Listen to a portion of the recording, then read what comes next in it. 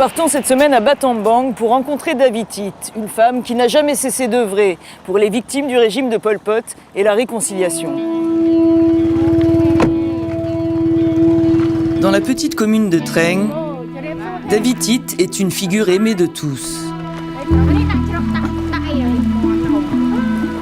La vie de ce couple a changé depuis leur rencontre avec elle il y a quelques années.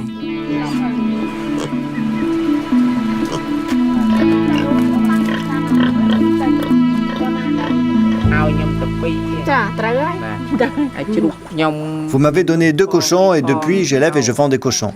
C'est de cela que vous tirez vos revenus avec vos récoltes? Oui, on vend aussi des légumes. Le soutien de Davitit et de son association, l'OEC, a sorti Soteanam du dénuement dans lequel l'avait plongé un accident survenu en 1990, en pleine guerre civile. Ancien soldat et policier, Sotea a perdu sa jambe sur une mine lors d'une patrouille. Malgré le rétablissement de la paix et des années de déminage, les accidents restent réguliers dans la région. Après la guerre, quand les gens vont dans les champs pour faire la plantation, pour garder les animaux, et comme ça a beaucoup de mines. Parce que certains, on a fait enterrer, on a oublié.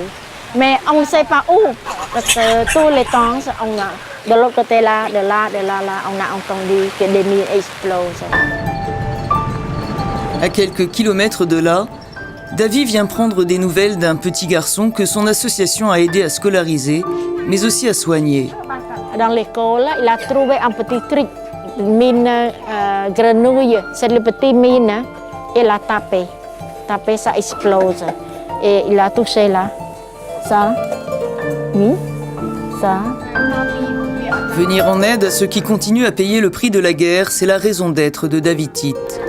Ancienne institutrice, elle a elle-même traversé les épreuves des conflits qui ont ravagé le pays. Difficile, c'est un mot trop léger pour exprimer ce que nous avons ressenti. Pendant la période de Pol Pot, il faut cacher le nom. Il faut oublier tout. Si on sait que je suis institutrice, peut-être c'est la mort. C'est la mort. Et moi, je dois m'efforcer de travailler n'importe où, transporter les excréments, faire n'importe quoi, toutes les choses que l'on a besoin. Et nous avons vu beaucoup de morts. Je marche en traversant les cadavres, en lavant les habits de mes enfants dans la rivière. J'ai vu les cadavres gonflés comme ça. Et j'entends même la tête du cadavre choquée avec le pont. Et j'ai fait le serment. Si je suis en vie, dans ma vie actuelle et dans ma vie future, je ferai toutes les bonnes activités pour aider les autres. Selon les préceptes de Bouddha, on a dit, si on fait du bien, on peut recevoir du bien dans la vie future. C'est en 1995 que David va concrétiser son serment lorsque l'un de ses enfants est hospitalisé à Battambang.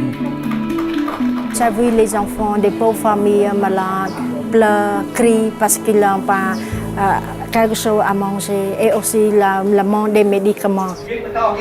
Interprète pour des organisations internationales, elle quitte tout pour se consacrer aux enfants atteints de fièvre dingue, de malnutrition ou victimes de mines et créer son association Opération Enfants du Cambodge. Certains sont en vie. Et parfois je l'ai rencontré, mais je ne le connais pas. Il a dit que, voilà, madame, vous m'avez sauvé la vie. Voilà la récompense.